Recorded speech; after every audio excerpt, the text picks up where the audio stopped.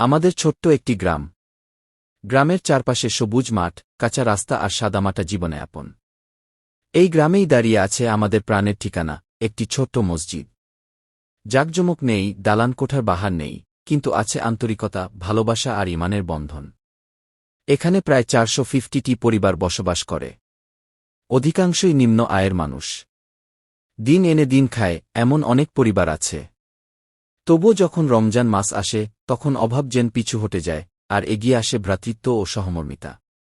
রোজার মাসে এক দিন এক পরিবার বা কয়েকটি পরিবার মিলে মসজিদে ইফতারের আয়োজন করে। কেউ দেয় ছোলামুড়ি, কেউ দেয় খেজুর, কেউ আবার সামর্থ্য অনুযায়ী শরবত বা সামান্য ভাজা পোড়া। আয়োজন ছোট হলেও ভালোবাসা থাকে অফুরন্ত। ধনী গরিবের কোনো ভেদাভেদ থাকে না, সবাই একসাথে একই কাতারে বসে ইফতার করে। আয়ানের ধ্বনি ভেসে উঠলে সবাই একসাথে দোয়া করে রোজা ভাঙে। সেই মুহূর্তে মনে হয় এই ছোট্ট মসজিদটাই যেন পুরো গ্রামের হৃদয়। এখানে নেই অহংকার, নেই প্রতিযোগিতা, আছে শুধু মিলেমিশে থাকার আনন্দ।